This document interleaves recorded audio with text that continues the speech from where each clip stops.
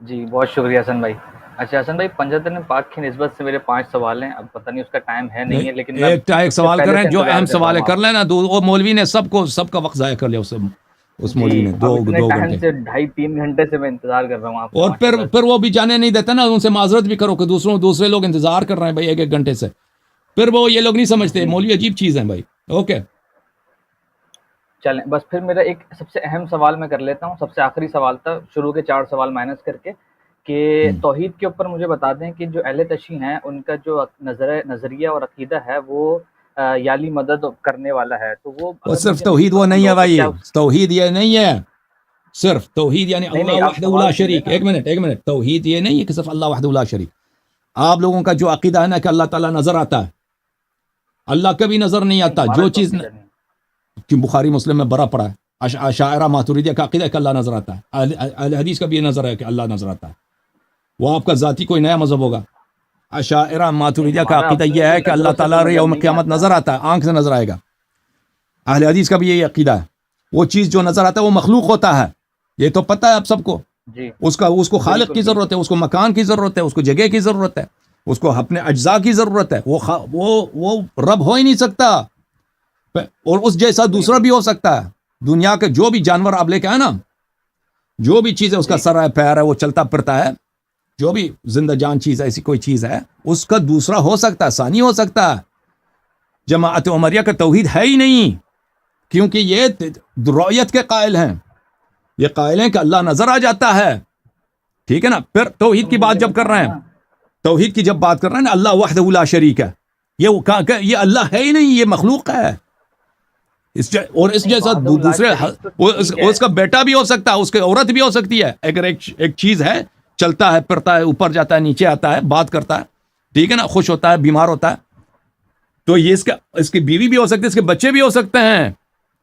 قل هو اللہ احد اللہ الصمد لم یلد ولم یولد ولم یکن له کفوا احد. تو یہ توحید ہے ہی نہیں ہے. صرف آپ لوگوں کو یہ سمجھتے ہیں کہ اللہ سے غیر اللہ سے مانگ لے تو یہ توحید صرف یہی ہے. صرف وہ نہیں ہے. توحید سب سے پہلے یہ کہ اللہ وحدہ لا شریک. اللہ کی صفات کیا ہیں؟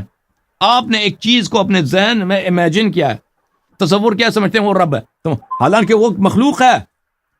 جماعت عمریہ کے ٹھیک جتنے ہے، فرقے میرا ہیں، جو اشاعرہ، بنیادی کوشچن ہے. ماتوریدیہ اور اہل حدیث، یہ سب رؤیت کے قائل ہیں.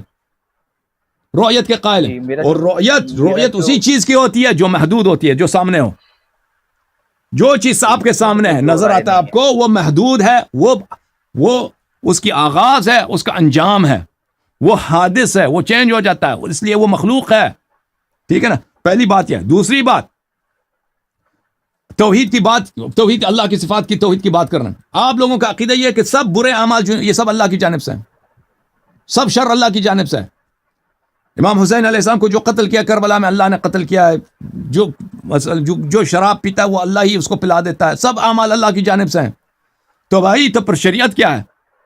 تقویٰ کا کیا ہے؟ حساب کتاب یہ سب مذاق ہیں. پر تو اگر سب اللہ ہی کرا لیتا ہے اور اس میں ہمارا کوئی کچھ بھی نہیں ہے، کچھ بھی نہیں ہے، بلکہ سب چیز اللہ کی جانب سے. آپ نے سب شر حسن بھائی، اللہ وہ کی تو جانب اللہ سے نے کر دیا. ہمیں اجازت دی ہوئی ہے نا، اللہ نے تو اجازت دی ہوئی ہے نا ہمیں کہ ہم جو چاہیں نہیں شریعت عقیدہ میں یہ لائن آپ کراس کے کریں. علماء آپ سے چھپاتے ہیں بھائی. اپنے علماء سے، اپنے کتب میں جو عقائد وہ آپ کو بیان نہیں کرتے، وہ آپ کے علماء اکابر کے جو علماء ہیں، کہ سب شر اللہ کا فعل ہے، سب شر اللہ ہی کا فعل ہے. یہ ابھی چوری جو چلتی ہے نا، کسی بھی مظلوم کو آپ ذبح کر رہے ہیں، یہ چورا چلانے والا یہ اللہ ہے. آپ اس کا کچھ بھی نہیں ہلا سکتے. آپ کے ہاتھ سے بھی جو چل رہا ہے، اللہ نے آپ کے ہاتھ میں طاقت ایجاد کی ہے. وہ جو ارادہ بھی اللہ کی جانب سے، وہ حرکت بھی، سب کچھ اللہ کی جانب سے، وہ اللہ کر رہا ہے. تو آپ کو پکڑ کیسے لے گا؟ یہ تو چلیں، وہ تو ایک الگ مختلف ٹاپک ہے. میرا وہ اچھا سوال ہی نہیں ہے آپ سے. میرا ایک اچھا. بنیادی اب سوال ہے کہ جب مجھے. توحید کی بات کر رہے ہیں نا، توحید کی بات تو پوری بات کرو. جب یہاں تک اب غیر اللہ سے مدد مانگنا، غیر اللہ سے کو پکارنا، تو یہ تو سبھی جانتے ہیں کہ سب جی مسلمان غیر اللہ کو اگر نہ پکاریں تو ان کی نماز ہی نہیں ہوتی. اور بھائی جب اب تک آپ غیر اللہ کون ہے؟ نبی صلی اللہ علیہ وسلم. ان کو کیسے پکارتے ہو؟ السلام علیک ایھا النبی. ای جو ہے، یا اور ای میں کوئی فرق نہیں ہے. زبان عرب میں چاہے کہہ دو اے نبی یا کہہ دو یا نبی، فرق نہیں ہے. صرف اتنا فرق ہے کہ اے قریب کے لیے یا بعید کے لیے.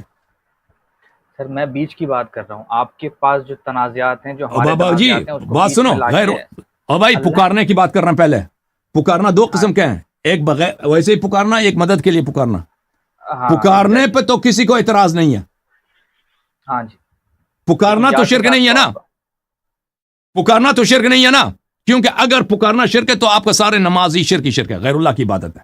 کیونکہ سب نماز میں پڑھا جی السلام علیکم ایھا النبی. اب مدد کے لیے پکارنا تو وہ ہمیں دلیل دکھاؤ. جی پکارنا عین توحید ہے. جب آپ غیر اللہ کو نماز میں نہ پکارو تو آپ کی نماز نہیں ہوتی. چلو مان لیا. اگر غیر اللہ کو، وہی غیر اللہ جو بھی دنیا سے گیا ہے، مر گیا ہے، نبی صلی اللہ علیہ وسلم، ٹھیک ہے نا، اس کو نہ پکارو تو تمہاری نماز نہیں ہے.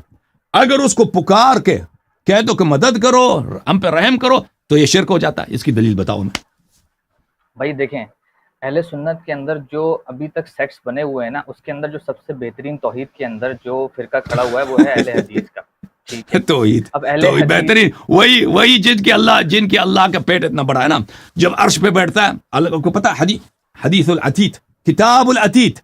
ان کے عتیت پتہ ہے کس کو بولتا ہے؟ عتیت بولتے ہیں کہ ایک خشک چمڑا ہو نا، جیسے گھوڑے کا زین ہوتا ہے، اس پہ آپ بیٹھتے ہیں خشک، اس کی آواز نکلتی ہے تھوڑی سی، اسکویک کرتا ہے. اسکویک انگلش میں بولتے ہیں اسکویکنگ. بھائی اسکویک بھائی اس انگلش طریقے سے اردو میں میرا کیا سوال کہتے آ ہیں نہیں پائے اسکویک گا کو؟ میں ایک منٹ میں گوگل میں دیکھ لوں. کتاب العتیت. اے تو اللہ اتنے موٹے ہیں، جب عرش پہ بیٹھتا ہے وہ کتاب العتیت، بیہقی وغیرہ نے کتاب لکھا ہے. کتاب النزول تو ان کے پاس بہت زیادہ، کہ اللہ نیچے اتر آتا ہے.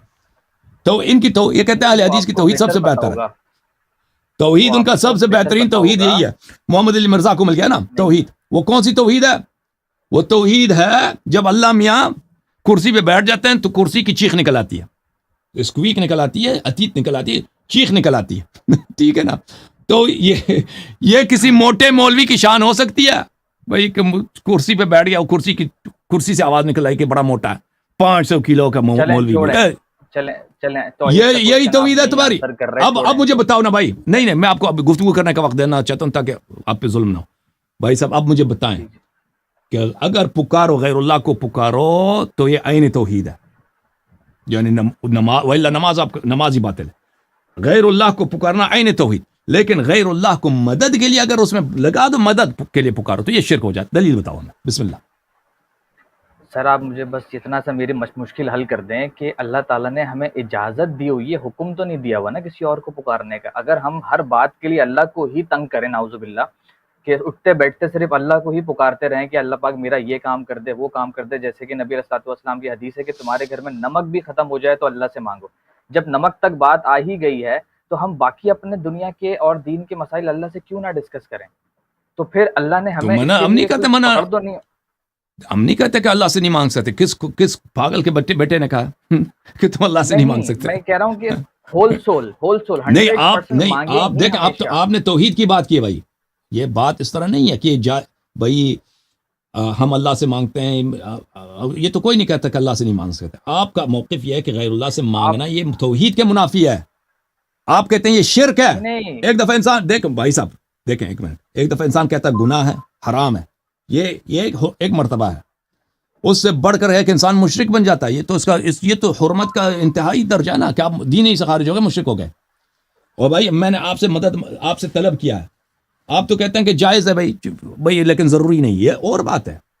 پھر آپ اپنے موقف سے پھر گئے ہیں. آپ نہیں کہتے کہ یہ گناہ ہے، آپ نہیں کہتے کہ یہ شرک ہے، آپ کہتے ہیں یہ جائز ہے، ہم نہیں کرتے. ٹھیک ہے، یہ سمجھ گئے. لیکن یہ میرا اپنا ماننا ہے. لیکن یہ آپ کے موقف کے خلاف ہے. آپ یہ کہتے ہیں کہ یہ ہے علمی ہی بحث نہ ہے نا، صرف میں حرام ہے، عالم یہ نہیں شرک ہوں. ہے. حسن بھائی میں عالم نہیں ہوں نا، یہ تو علمی بحث ہے. یہ لو آپ بہتر جانیں، اس کا بحال بھی آپ لوگوں کے تو میں اوپر آپ ہوگا، کو اس کا جواب دے جواب دیتا بھی ہوں آپ بھائی. لوگوں کے اوپر آپ ہوگا. عالم نہیں تو میں آپ کو جواب دے دیتا ہوں بھائی. یہ بالکل ایک بکواس والی بات ہے. بالکل نہ کوئی حدیث ہے میرے بھائی عزیز، نہ کوئی قرآن کی آیت ہے، کچھ بھی نہیں ہے کہ آپ غیر اللہ سے مدد نہیں مانگ سکتے. اگر مجھے یعنی یہ پسند ہے نہ مکروہ بھی نہیں ہے، حرام تو دور کی بات ہے، شرک تو اور دور ہی کی بات ہے. غیر اللہ سے مدد طلب کرنا یہ نہ صرف یہ مکروہ بھی نہیں ہے، چاہے کہ یہ کیا ہو، یہ حرام ہو یا شرک ہو. کہ اگر کوئی شخص کہتا ہے شرک ہے تو دلیل، اس شرک کے لیے دلیل کی ضرورت ہوتی ہے. اگر کوئی کہتا ہے حرام ہے اس کے لیے دلیل ہونی چاہیے. ہم نہیں کہتا کہ یہ نہ شرک ہے نہ حرام ہے نہ مکروہ ہے، ہم قائل ہی نہیں. تم ثابت کرو کہ یہ شرک ہے. ہمارے مذہب میں اہل بیت طاہرین علیہ السلام کے احادیث ہیں کہ جب امام حسین علیہ السلام کے روضے پہ جاؤ تو ان سے اپنی حاجت طلب کرو، حاجت طلب کرو امام حسین علیہ السلام سے. ہمارے زیارات میں اتنے، ہمارے کتابوں میں زیارات اتنے زیادہ ہیں کہ تم اپنے امام کو کس طرح پکار رہو، رسول پاک صلی اللہ علیہ وسلم کو کس طرح پکارو. ان روایات میں اتنی زیادہ یہ الفاظ ہیں کہ رسول پاک صلی اللہ علیہ وسلم سے ائمہ طاہرین علیہ السلام سے جب خطاب ہو تو ان سے مدد مانگو، تو کہہ دو کہ ہماری مدد کرو. یہ اس کے عبارات بہت زیادہ ہیں ہمارے کتاب میں. خود اہل بیت طاہرین علیہ السلام نے فرمایا. یہ کیوں آخر شرک دلیل مانگتا ہے؟ کوئی بھی چیز، مثلا میں کہتا ہوں شراب حرام ہے، ایسے بلا وجہ میں تو نہیں کہہ سکتا کہ شراب حرام ہے. میں اللہ تو رہی ہوں، کہہ سکتا ہوں بھائی؟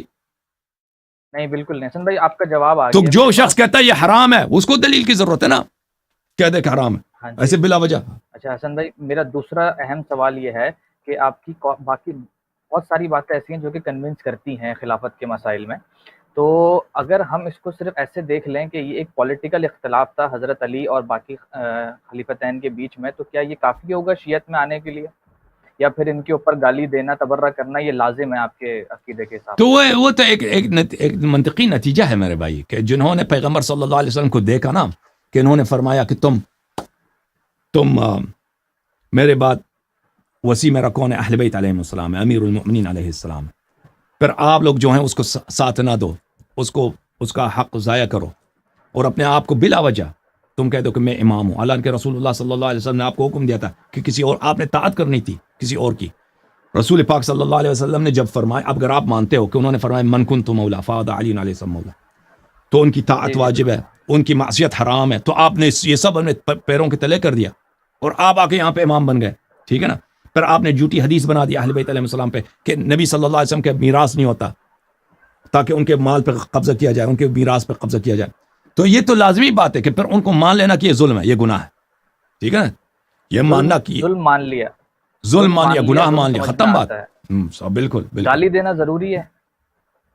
دیکھیں ایک گناہ کار کو، یہ قرآن مجید میں تو دیکھیں، اگر ان کو گناہ کار مان لیا، ان کو ظالم مان لیا، پھر ان کے گناہ کی حدود کو آپ تو دیکھ لینا کہ دنیا میں جتنے دین میں بدعات داخل ہوئی ہیں. شہنشاہ نقوی کہتے ہیں کہ ہمارے مذہب میں ان کو گالی دینا حرام ہے، اور وہ بکواس کر رہا ہے شہنشاہ. کہ حرام ہے. شہنشاہ بکواس کرتا ہے. وہ عالم ہے، وہ عالم ہے. کچھ نہیں بات اس کو نہیں.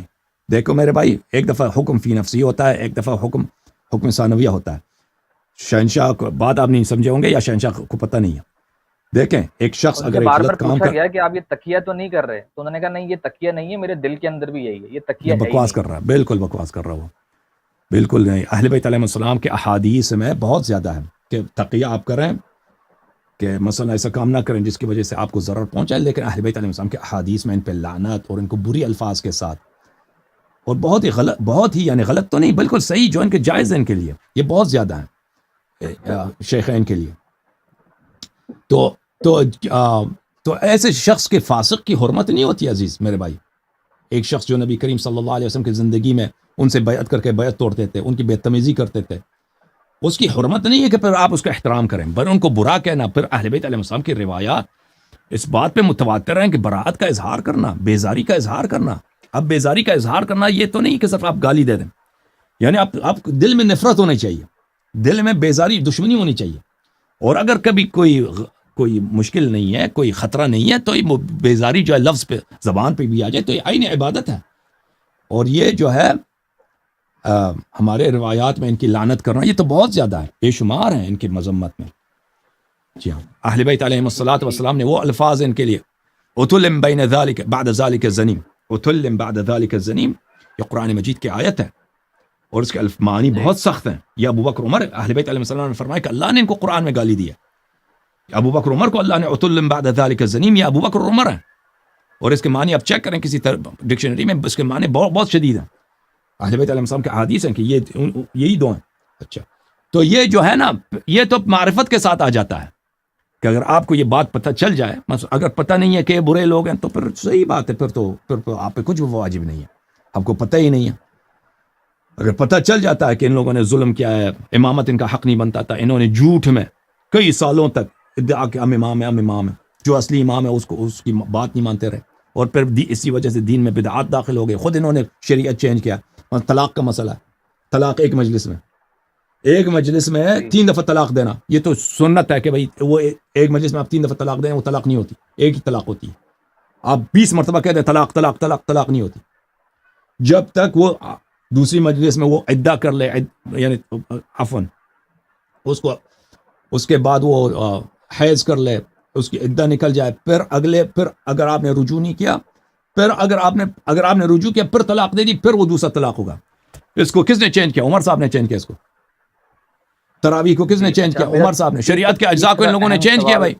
ہاں جی, تیسرا میرا اہم سوال بتا دیں کہ اگر کوئی بندہ غیر مسلم سے مسلم ہوتا ہے, مسلمان ہوتا ہے, اگر وہ سنیوں کے ہاتھ لگ گیا تو اہل سنت والے اس کو جو بھی ہوتا ہے, دعوت اسلامی والے ہوتے ہیں تو وہ اپنے بریلویوں میں لے کے جاتے ہیں, اہل حدیث ہوں گے تو وہ اپنے پاس لے کے جائیں گے, اسی طریقے سے دیوبندی ہوں گے. تو آپ بتائیں کہ اگر میں اہل تشیع ہوتا ہوں تو پھر آپ کے حساب سے کون سا فرقہ آپ کا سب سے صحیح ہے؟ اسماعیلیہ, زیدیہ ایکسیٹرا. تو آپ کے صحیح العقیدہ شیعت کون سی ہے؟ بھائی میرے فتوے سے کچھ نہیں بنتا, آپ تحقیق کریں بھائی. میں کہہ دوں فلانا صحیح ہے, ٹھیک ہے نا, فلانا. وہ اس طرح تو نہیں ہوتی بھائی. آپ مجھ سے میں شیعہ اثنا عشری ہوں, میں شیعہ اثنا عشری ہوں. دیکھو بھائی اس طرح نہیں ہوتا. شیعہ اثنا عشری, شیعہ جو ہے نا دنیا میں جب شیعہ کہا جاتا ہے اس سے مراد شیعہ اثنا عشری ہوتا ہے. یہ دوسرے جو ہے نا یہ کسی کے ذہن میں بھی نہیں آتا نا. آپ کہتے ہیں میں شیعوں کے مسجد میں گیا تھا, آپ سے سب لوگ سے یہی سمجھیں گے کہ آپ اثنا عشری کی مسجد میں گئے تھے. میرے شیعہ دوست ہیں, کوئی نہیں اگر آپ نے آغا خانی کا سے دوستی ہو, آپ کہتے ہیں کہ اسماعیلیہ سے میری دوستی ہے. باقی فرقے تو آپ کے پاکستان وغیرہ میں ہے ہی نہیں. یہ تو آپ کے علماء آپ لوگوں کو بیوقوف بنانے کے لیے, آپ لوگوں کو سادہ ذہنوں کو الجھانے کے لیے کہ شیعہ کے تو کئی اقسام ہیں, یہ آپس میں اختلافات رکھتے ہیں.